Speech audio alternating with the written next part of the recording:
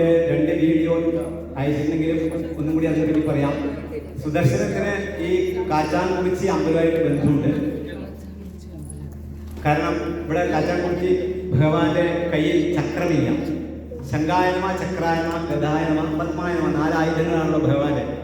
അപ്പൊ അതിലെ ചക്രം ആയുധം പിടിയില്ല. ഈ ആയുധമാണ് അഞ്ചുമൂർത്തിയിലെ സ്വയംഭൂവായി പ്രത്യക്ഷപ്പെട്ടത് എന്നാണ് ഐതിഹ്യം. കശ്യപ പ്രതിഷ്ഠയാണ് ഈ കാച്ചാൻകുറിച്ചി പയ്യന്നൂർ അമ്പലത്തിൽ. അപ്പോൾ യാദൃശ്യമാണെങ്കിലും നാരായണീയത്തിന് ഇവിടെ വരാൻ കാരണം അതാണ്.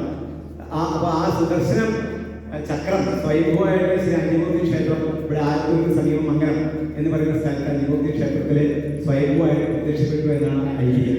അപ്പോൾ ഈ കാച്ചാൻകുറിച്ചി അമ്പലവും ഈ കൊല്ലങ്കോട് അഞ്ചുമൂർത്തിയും തമ്മിൽ ബന്ധമുണ്ട്. ആ അഞ്ചുമൂർത്തി ക്ഷേത്രത്തിലെ മുൻ മേശാന്തിയാണ് ഞാൻ. ഇപ്പോൾ അവിടെ ഏട്ടനാണ് മേശാന്തി. അവിടെ ഞാൻ മുത്തശ്ശൻ കാലത്തെ ശാന്തി അവിടെ ശാന്തി കഴിച്ച് വരുന്ന ഒരു കുടുംബമാണ് ഞങ്ങളുടെ. അപ്പോൾ അവിടെ സുദർശനമൂർത്തിയാണ് പ്രധാനമായിട്ടുള്ള ആരാധന. അപ്പോൾ അത് അങ്ങനെ ഒരു കണക്ഷൻ ഉണ്ട് ഇവിടെ സുദർശനത്തിന്. അപ്പോൾ നമുക്കിവിടെ സുദർശന ഹോമം ചെയ്യാൻ വേണ്ടിയത് ഏറ്റവും മഹത്തായിട്ടുള്ള ഒരു ഭാഗ്യമായിട്ട്, വലിയൊരു ഭാഗ്യമായിട്ട് ഞാൻ കരുതുകയാണ്. അപ്പോൾ നിങ്ങൾ സുദർശന ഹോമവും ഗണപതി ഹോമം കഴിഞ്ഞ് പിന്നെ ജനങ്ങൾക്ക് വേഗം മനസ്സിലാവുന്ന 2 ഹോമങ്ങളാണ് മൃത്യുഞ്ജയവും സുദർശനവും. മൃത്യുഞ്ജയൻ അമ്പലങ്ങളിലൊക്കെ സ്ഥിരം ചെയ്യും.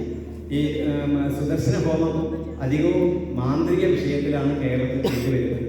ഐശ്വര്യത്തിന് അഭിവൃദ്ധിക്ക് വേണ്ടി ചെയ്യാറുണ്ടെങ്കിലും അധികവും പ്രേത വേർപാടുമായിട്ട് ദോഷപരിഹാര പ്രായശ്ചിത്തങ്ങളുമായി ബന്ധപ്പെട്ടിട്ടാണ് ജ്യോതിഷ ചിന്തപ്രകാരം, പ്രശ്നചിന്തപ്രകാരം നമ്മുടെ കുടുംബങ്ങളിലൊക്കെ വീടുകളിൽ വെച്ച് ഗൃഹങ്ങളിൽ വെച്ചിട്ടാണ് അധികം സുദർശന ഹോമം ചെയ്യാറ്. അപ്പോൾ ഒരു സുദർശനം ആ വാക്ക് സൂചിപ്പിക്കുന്നത് സൗകര്യ മന്ത്രമാണ്. ശരിക്കും സുദർശന ചക്രത്തിന്റെ ചക്രസ്വരൂപനാണ് ഈശ്വരൻ. ആ ചക്രത്തിന്റെ ഒരു ചരിത്രം നോക്കുന്ന സമയത്ത് സൂര്യന്റെ രാഗി എടുത്തിട്ടുള്ള ആ ഭൂടിയിൽ നിന്നാണ് ചക്രം നിർമ്മിച്ചിട്ട് ശിവന് കൊടുത്തു. ശിവൻ പിന്നീട് ദേവിക്ക് കൊടുത്തു. പിന്നെ ദേവി അത് വിഷ്ണുവിന് കൊടുത്തു. അങ്ങനെ വിഷ്ണുവിന്റെ ചക്രമായിട്ട്, കാരണം അത് ഏറ്റവും ശാന്ത സ്വഭാവമുള്ളവർക്ക് മാത്രമേ അത് കയ്യിൽ നിൽക്കുള്ളൂ. കാരണം അത് കുറച്ച് കോപാകുലരായിട്ടുള്ള സ്വഭാവമുള്ള ആൾക്കാർക്ക് ആകുമ്പോൾ അത് ഉപയോഗിച്ചിട്ട് സംഹാരം ചെയ്യാൻ തോന്നും. അപ്പോൾ ഭഗവത്ഗീതയിൽ പറയുന്നത് അതുപോലെ ഭാരത യുദ്ധസമയത്ത് ഭഗവാൻ ഈ ചക്രം കൊണ്ടാണോ പെട്ടെന്ന് സന്ധ്യ. അപ്പോൾ പല ഭാഗത്തായിട്ട് അതുപോലെ അമരീഷിനെ സ്ഥിതിക്കുന്ന സുദർശനം ഭാഗവതത്തിൽ പറയുന്നത്. അപ്പോൾ ഇതൊക്കെ ഈ സുദർശന ചക്രത്തെ ആരാധിക്കുന്നത് മനുഷ്യവംശത്തിൻ്റെ യവനിഷ്ഠയെ ബന്ധപ്പെടുകയാണ്. എന്ന് വെച്ചാൽ നമ്മുടെ പരിണാമത്തിൻ്റെ ഒരു ഭാഗമാണ്. കാരണം ചക്രമാണ് മനുഷ്യനെ അഗ്നിയുടെ കണ്ടുപിടുത്തം പോലെ. അഗ്നിയാണ് ആദ്യം അഗ്നിയുടെ കണ്ടുപിടുത്തത്തിൽ അഗ്നിയുടെ ഉപയോഗം. അഗ്നി ഇങ്ങനെയൊക്കെ പ്രകൃതിയിലുണ്ടല്ലോ, അതിനെ ഇങ്ങനെ പോലെ ഇന്ന രീതിയിൽ ഉപയോഗിക്കാമെന്ന് മനുഷ്യനെ മനസ്സിലാക്കാൻ സാധിച്ചത് വലിയൊരു പുരോഗതിയായി. അതാണ് ഈ അഗ്നിയെ പുരോഹിതം തുടങ്ങിയുള്ള നമ്മുടെ ഋഗ്വേദത്തിലെ ഏറ്റവും പ്രാചീനമായിട്ടുള്ള ഗ്രന്ഥമായിട്ട് ആദ്യത്തെ ലോക സാഹിത്യത്തിൽ തന്നെ ആദ്യത്തെ ഗ്രന്ഥം വിശേഷിപ്പിക്കാവുന്ന ഋഗ്വേദം. അത് അഗ്നിയാണ് സ്തുതി ആദ്യം. എന്തുകൊണ്ടാണ്? അത് അഗ്നിയാണ് മനുഷ്യന്റെ പുരോഗതിയുടെ ഏറ്റവും അടിസ്ഥാനം. അഗ്നിയുടെ ഉപയോഗം, അത് ഉപയോഗിച്ച് പലതും ചെയ്യാമെന്ന് കണ്ടുപിടിക്കുന്നതോട് കൂടിയിട്ടാണ് പരിണാമത്തിൽ ആദ്യത്തെ ഒരു ഘട്ടം മനുഷ്യൻ താണ്ടുന്നത്. രണ്ടാമത്തെ ഘട്ടമാണ് ചക്രം. ചക്രത്തിന്റെ ഉപയോഗം ഈ മണ്ണ് ചുട്ടിട്ട് മണ്ണ് കൊണ്ട് ഉണ്ടാക്കാം, അതുപോലെ തന്നെ മരം കൊണ്ട് ഉണ്ടാക്കാം, മെറ്റൽ കൊണ്ട് ഉണ്ടാക്കാം. ചക്രം ഉപയോഗിച്ചിട്ട് ഒരിടത്ത് മറ്റൊരിടത്തേക്ക് പോകാം, കാര്യങ്ങൾ കൊണ്ടുപോകാം. നമ്മുടെ മോട്ടോർ വാഹനങ്ങൾ കണ്ടുപിടിക്കുന്ന 20-ാം നൂറ്റാണ്ടിന് ആദ്യം വരെയും ഈ ചക്രം മനുഷ്യന്റെ സഹചര്യമായി മാറും. അപ്പം ഈ ചക്രത്തെ ഈ ഒരു മാറ്റം എങ്ങനെയാണോ അഗ്നി കണ്ടുപിടിക്കുന്നത്, അതുപോലെ തന്നെ ഈ ചക്രത്തിന്റെ ഉപയോഗം അത് വലിയൊരു മനുഷ്യന്റെ ഭൗതിക മാറ്റം. അതുകൊണ്ട് ചക്രത്തെ നമ്മൾ ആരാധിക്കും. അപ്പം അതിന് സിമ്പിളായിട്ടാണ് സുദർശന ചക്രം. അപ്പം ശത്രുസംഹാരം, ശത്രുതാസംഹാരം. അപ്പം സുദർശനം ഭഗവാന്റെ കയ്യിൽ ഇങ്ങനെയാണ്, സൗരാണ്, സൂര്യന്റെ ശക്തി തന്നെയാണ്. അപ്പോൾ ശാന്തസ്വരൂപനായിട്ടുള്ള ഭഗവാന്റെ കയ്യിലാണിത്. അതുകൊണ്ട് ഇങ്ങനെയാണ് പിടിക്കുന്നത്. ചക്രം ഇങ്ങനെ കയ്യിൽ ഇങ്ങനെയാണ് പിടിക്കുന്നത്. ചക്രം അങ്ങനെ അതിൽ ശക്തി പിടിക്കുന്നത്. പക്ഷെ അത് സാത്വികമായിട്ട് അത് വേണ്ട സമയത്ത് ഉപയോഗിക്കാവുന്ന രീതിയിലാണ് ഭഗവാന്റെ കയ്യിൽ നമ്മൾ കാണുന്നത്. അപ്പോൾ അതിലെ ഈ സംഹാര സഹസ്രാര ഹുംഫൾ എന്നാണ് ഇതിൻ്റെ അസ്ത്രമന്ത്രം എന്ന് പറയാം. അതിൽ വന്നുമ്പോൾ ഭഗവതി മഹാസുദർശനായ ഹുംഫൾ എന്നുള്ള മന്ത്രമുണ്ട്. അതാണ് ഷോഡശ സുദർശനം. അതുപോലെ തന്നെ ഏറ്റവും വലിയ സുദർശനം ഓം കൃഷ്ണായ ഗോവിന്ദായ ഗോവിന്ദായ പരായ പുരുഷായ മരകർമ്മ മന്ത്ര യന്ത്ര ഔഷധ അസ്ത്ര ശസ്ത്രാണി സംഹര സംഹരമൂല്യം ഭഗവതി മഹാസുദർശനായ ദീപ്രേ ജ്വാലാവരീതായ സർവ്വവിക്ഷോഭകരായ സ്വാഹ. ആ വലിയ മാലാമന്ത്രം. ഈ 3 മന്ത്രങ്ങളാണ് സാധാരണ ഉപയോഗിക്കുക. അസ്ത്രമന്ത്രം, ഷോഡശ സുദർശനം, മഹാസുദർശന മന്ത്രം. ഇപ്പൊ ഈ 3 മന്ത്രങ്ങളെ കൊണ്ട് സമീപിക്കുന്നത് ചമതകൾ, അതായത് കടലാടി, കടുക്, എള്ള്, അരിസ്, നെയ്യ്, ചില സന്ദർഭങ്ങളിലൊക്കെ പ്രാചീന ചില സന്ദർഭങ്ങളിൽ എരിക്കിലേക്ക് ഉപയോഗിക്കാറുള്ള ചില മാന്ത്രിക വിഷയങ്ങൾക്ക് വ്യത്യസ്തമായിട്ട് ചുമതലകളെ കൊണ്ട് ആഹുതി ചെയ്ത് ഹോമിച്ച അതിൽ നിന്നൊരു അംശം എടുത്തിട്ടുള്ള നെയ്യ് സംവാദം മുറി. ആ സംവാദം ദോഷം അതെല്ലാം കൂടി തളിച്ചു കഴിഞ്ഞാൽ ഗൃഹരക്ഷ, അവനൂരി രക്ഷ എന്ന് വെച്ചാൽ ആത്മരക്ഷ, ഒരു കവചമന്ത്രം കൂടിയാണ് ഈ സുദർശനം. അപ്പോൾ എല്ലാവിധത്തെ ശത്രുതാ മനോഭാവങ്ങൾ മാറി ഐക്യമത്യത്തോടുകൂടി, ഐശ്വര്യത്തോടുകൂടി, അഭിവൃദ്ധിയോടുകൂടി ഇരിക്കാൻ, മനസ്സിലെ അജ്ഞാനം നീക്കാൻ. കാരണം സൗരാണ് ചക്രം പ്രകാശത്തിന്റെ, അതാണ് ആ മന്ത്രത്തിന് ജ്വാലാപരീതായ എല്ലാ ചുറ്റുപാടും ജ്വാലകളുള്ള ഒരു ചക്രമാണ്. അപ്പോൾ ജ്വാലാപരീതമായിട്ടാണ് ഉള്ളതുകൊണ്ട് എല്ലാ അന്ധകാരത്തെയും അറിവില്ലായ്മയെ തുടച്ചു നീക്കിക്കൊണ്ട് അറിവിലേക്ക് തമസോമാ ജ്യോതിർഗമയായി വരുന്ന തത്വം ജ്യോതിസിലേക്ക് കൊണ്ടുപോകുന്ന ഒരു തത്വമാണ് ഹോമത്തിലുള്ളത്. അനുഷ്ഠാനത്തിലേക്ക് വന്നാലേ ആളുകൾക്ക് അത് മനസ്സിലാവുള്ളൂ. ഒരു ജ്ഞാനമാർഗം മാത്രം പോരാ എന്നുള്ളതുകൊണ്ടാണ് അതിൽ ഭക്തിയും കർമ്മമാർഗമൊക്കെ ചേർത്ത് കൊണ്ടുള്ള ഒരു പദ്ധതിയാണ്. അപ്പോൾ അതിലൂടെ നമ്മളൊരു ഗുഹയിലൂടെ പോയി പുനർജീവിയുടെ ഗുഹ എന്ന് പറയുന്നത്. അതേപോലെ നമ്മൾ ഈ മന്ത്രതന്ത്ര അനുഷ്ഠാന ക്രമങ്ങളുടെ ഉള്ളിലൂടെ കടന്നു പോവുകയാണ്. ഒരു തപസ്യക്ക് ഇതൊന്നും വേണ്ട. തപസ്യയായിട്ട് ഒരാൾക്ക് ഇങ്ങനത്തെ ഒന്നും വേണ്ട. അല്ലാതെ അദ്ദേഹത്തിന് ആ ഒരു കൈവല്യം ആനന്ദ പദത്തിൽ അദ്ദേഹം എത്തും. പക്ഷെ നമ്മൾ സാധാരണ ലൗകിക വ്യവഹാരങ്ങളിൽ മുഴുകി നിൽക്കുന്ന സാധാരണ മനുഷ്യരെ സംബന്ധിച്ചിടത്തോളം ആചാര്യന്മാരെ പ്രത്യേകിച്ച് കൈകാലത്ത് ചിട്ടപ്പെടുത്തി വെച്ചിട്ട് ഇങ്ങനെയുള്ള ചില കാര്യങ്ങളിലൂടെ ആളുകളെ ശരീരം കൊണ്ടും മനസ്സുകൊണ്ടും അവരുടെ ആത്മം കൊണ്ടും കടത്തിവിട്ടാൽ മാത്രമാണ് അതിൻ്റെ ഒരു സ്വഭാവവും സ്വരൂപവും ഭാവവും ഉണ്ടാവുക എന്നതുകൊണ്ടാണ് ഇതിലൂടെ നമ്മൾ പോകുന്നത്. അപ്പോൾ ഇവിടെ സുദർശനത്തിൻ്റെ ഇവിടെ മഹാകുംഭം, ഇവിടെ അക്ഷതം പൂവൊക്കെ വെച്ച് അലങ്കാരം ചെയ്തിട്ട് ഭഗവാനെ ആവാഹിച്ച് പൂജിച്ചിട്ട് കുംഭം പൂജിച്ചിട്ടുണ്ട്. നിങ്ങൾക്കത് കാണാം. അതിന് താഴെ പത്മം ഇട്ടിട്ടുണ്ട്. ചക്രം ആലേഖനം ചെയ്തിട്ടുണ്ട്. ആലേഖനം ചെയ്ത ചക്രത്തിലെ മുകളിൽ അക്ഷരമൊക്കെ വിരിച്ച് പട്ടൊക്കെ വെച്ച് അതിൽ ഭഗവാനെ പ്രാണപ്രതിഷ്ഠ നടത്തിയിട്ട് അവിടെ പൂജിച്ച് മഹാത്മതിലൊക്കെ നിവേദിച്ച് കാണുന്നത് ചെയ്ത് ഇവിടെ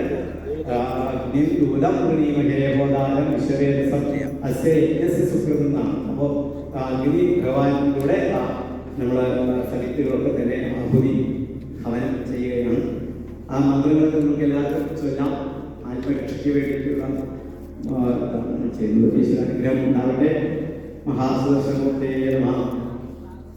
ഓം കൽപ്പാന്തപ്രകാശം ത്രിഭുവനമഖിലം തേജസാ പൂരേന്ദ്രം രക്താക്ഷം വികടേശം ത്രിപുരഭേദം ധീമതം കോട്ടഹാസം ശംഖം ചക്രം ഗദാബ്ധൈ പൃഥുതരം സഹാഞ്ജാപാശാകുശാൻ ശ്രീർവിഘ്നാന്തുളവിരാജം സിംഹരികം ചക്രസത്യം ആസുഷൂതേ.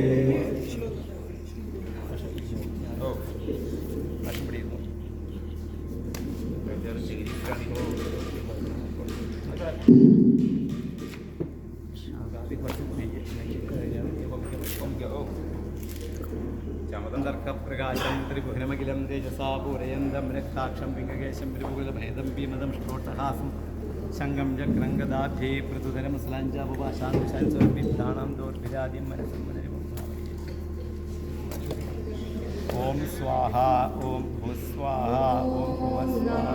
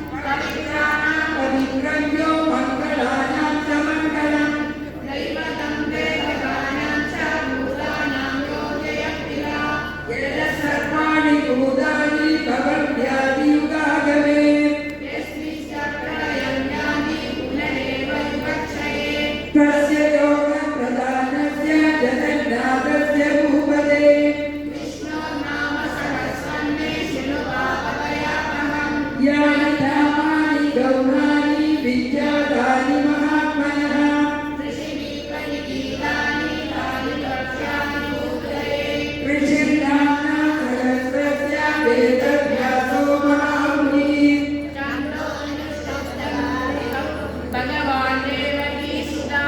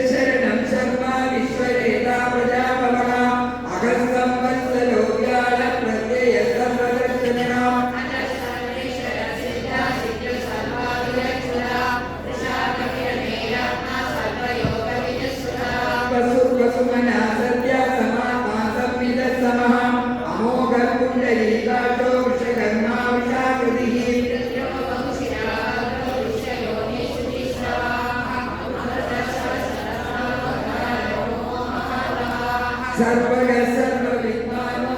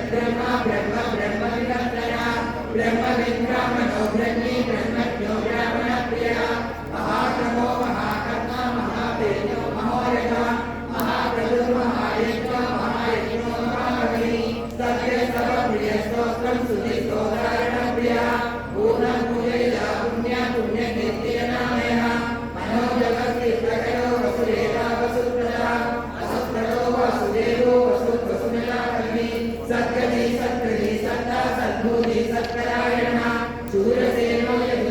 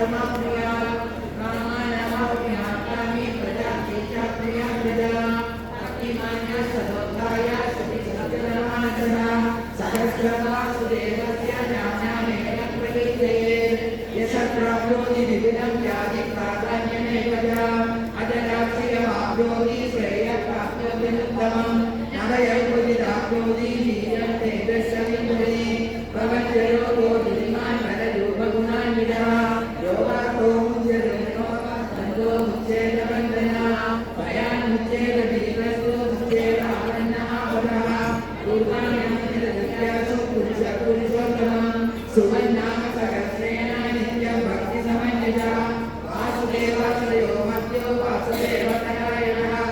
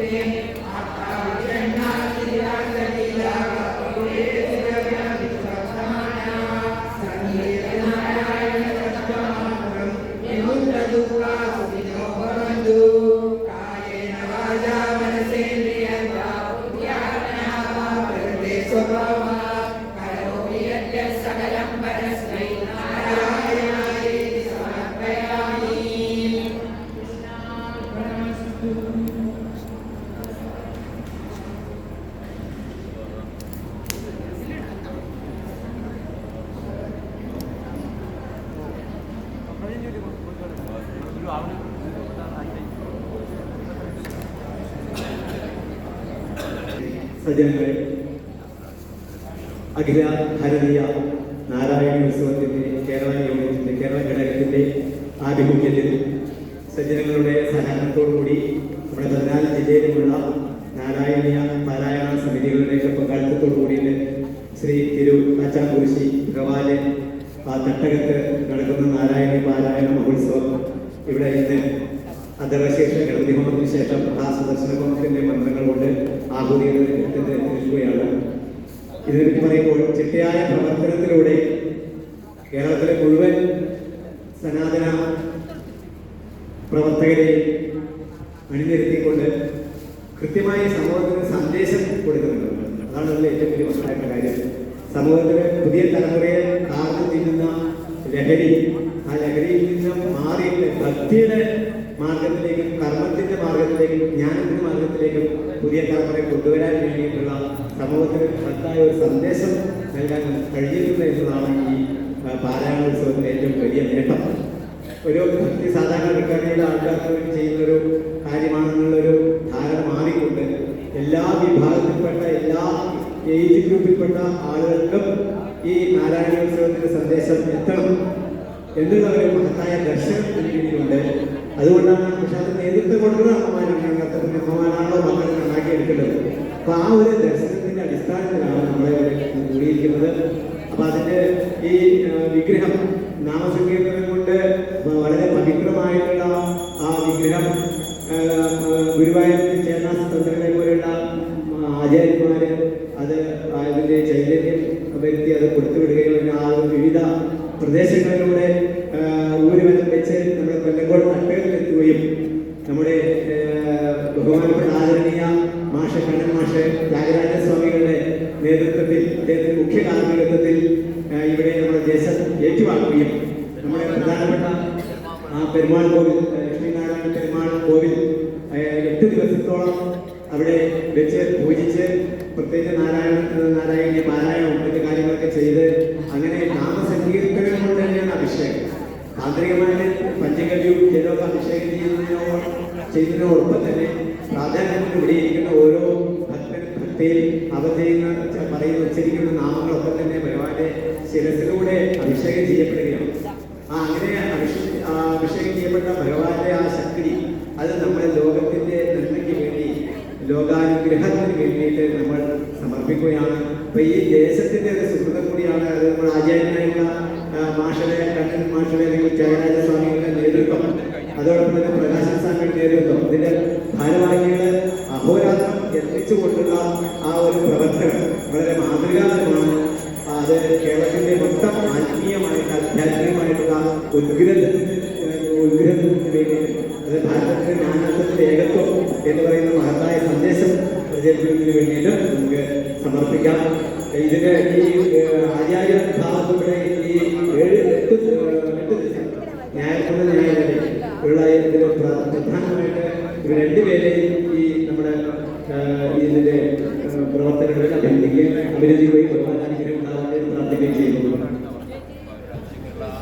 ദ്രവ്യം ദേവത ത്യാഗം, ഒരിക്കൽ കൂടി പറയാം, ദ്രവ്യം ദേവത ത്യാഗം. ഈ 3 കാര്യങ്ങളാണ് ഏതൊരു അനുഷ്ഠാനത്തിന്റെയും ആചാരത്തിന്റെയും ജീവൻ. അപ്പൊ ഇവിടെ ഇന്ന് പിറന്നാൾ വന്നിട്ടുള്ള ഒരു ഭാഗ്യമാണ്. അത് പൂയ നക്ഷത്രം രാജേശ്വരി, അതുപോലെ അത്തം നക്ഷത്രം സുരേഷ് കുമാർ, മീന നക്ഷത്രം വിശ്വേശ്, ഇവരാണ് ഇന്നത്തെ അന്നദാന സമർപ്പണത്തിന് മധുരം വിളമ്പുന്നത്. ഇവർക്ക് എല്ലാവർക്കും ആയുരാരോഗ്യ സൗഭാഗ്യങ്ങൾ ഉണ്ടാവട്ടെ എന്ന് പ്രാർത്ഥിക്കുന്നു. എല്ലാവർക്കും വേണ്ടി പ്രാർത്ഥിക്കുന്നു. അപ്പൊ അതിലെ ദ്രവ്യം ദേവത ത്യാഗം, ദ്രവ്യം ദേവതയ്ക്ക് എല്ലാവർക്കും ഉണ്ടാക്കാൻ വേണ്ടി പറ്റും. ത്യാഗം ആര് ചെയ്യുന്നു? ഓരോരുത്തരും ചെയ്യണം, അവനവൻ ചെയ്യണം. നമുക്ക് വിശന്നാൽ നമ്മളെ ഉണ്ണണം, നമുക്ക് ദാഹിക്കാൻ നമ്മളെ വെള്ളം കുടിക്കണം എന്നത് പറഞ്ഞതുപോലെ ത്യാഗമനോഭാവം നമ്മളെ ഉള്ളിനുള്ളിൽ നിന്ന് ഉണ്ടാവേണ്ട ഒരു സമർപ്പണം. അതാണ് യഥാർത്ഥത്തിലുള്ള പ്രകൃതി. ഈ തലമുറയ്ക്ക്, പുതിയ തലമുറയ്ക്ക് അവരുടെ എല്ലാവിധ മറ്റ് ലഹരികളിൽ നിന്നൊക്കെ മാറി നമ്മുടെ സനാതന ധർമ്മത്തിന്റെ കർമ്മത്തിന് വേണ്ടി, കർമ്മണ്യവാധ്യാരസ്ഥയെന്നാണോ, കർമ്മത്തിന് വേണ്ടി കർമ്മം ചെയ്യുക, അതിനെ പ്രചോദിപ്പിക്കുകയാണ്. അകർമ്മണ്യതയിൽ നിന്ന് ഒരു എന്താ പറയാ നിർമ്മമതയിൽ നിന്ന് നമ്മുടെ കർമ്മത്തിലേക്ക്, കർമ്മമാർഗത്തിലേക്ക് പുതിയ തലമുറയെ അവരുടെ പഠിച്ചോളൂ. അതിന് വിരോധമില്ല, അതൊക്കെ വേണം. ശാസ്ത്രത്തിന്റെയും സാങ്കേതിക വിദ്യയുടെയും പുതിയ പന്ഥാവിലൂടെ അവർ പോകട്ടെ. പക്ഷെ അങ്ങനെ പോകുമ്പോഴും നമ്മുടെ മൂല്യങ്ങൾ, നമ്മുടെ വാല്യൂസ് അത് നിലനിൽക്കണം. ആ ഒരു സന്ദേശമാണ് നമുക്ക് ഇന്ന് സമർപ്പിക്കുന്നത്. അപ്പോൾ ഇതിന്റെ സംഘാടക സമിതിയെ ഞങ്ങൾ അഭിനന്ദിക്കുകയും ഇങ്ങനെ ഒരു അവസരം ഭഗവത് സന്നിധിയിൽ തരുകയും ചെയ്ത് ഞങ്ങൾ അങ്ങേറ്റം കടപ്പെട്ടിരിക്കുന്നു. അവരോടുള്ള ഞങ്ങളുടെ അഗൈതവുമായ സ്നേഹവും നന്ദിയും ആദരവും ഈ രീതിയിൽ പ്രകടിപ്പിക്കുകയാണ്. നമ്മൾ ഒരു ദ്രവ്യ പൂർണ്ണാഹതിയോട് കൂടിയിട്ട് ഈ ഹോമത്തിന് എണ്ണങ്ങൾ പൂർത്തിയാക്കി ഭഗവാന്റെ ഭാരതി ഒഴിയുന്നതോടുകൂടി നമ്മുടെ ഇത് സമർപ്പിക്കും.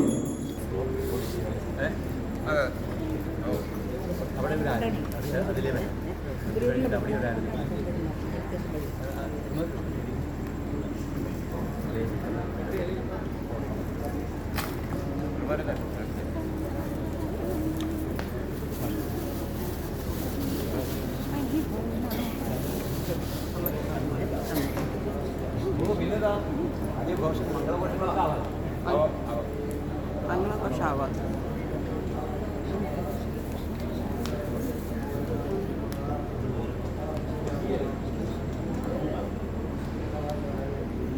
ഓം എല്ലാവരും പ്രാർത്ഥിക്കാം കേട്ടോ. നാരായണ നാമം ജപിക്കാം.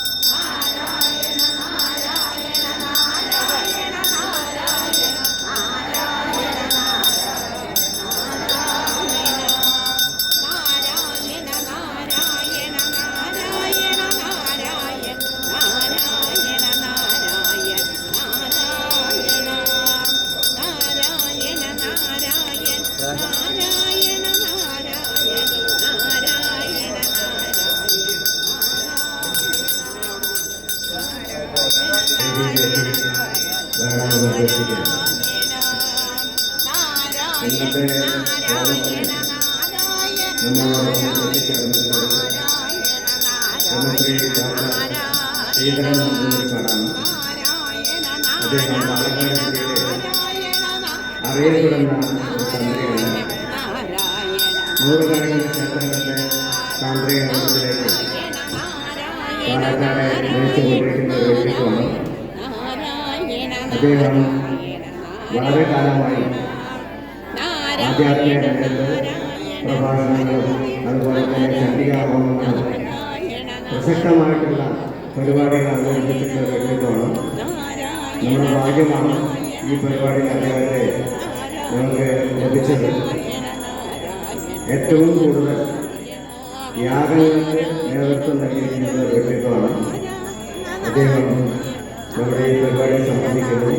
എല്ലാവർക്കും അദ്ദേഹത്തിൻ്റെ അനുഗ്രഹാശിസുകൾ ലഭിക്കാൻ വേണ്ടി എല്ലാവരും ഹോമം നടക്കുന്ന വേദിയിലേക്ക് എത്തിച്ചേരാൻ അഭ്യർത്ഥിക്കുന്നു.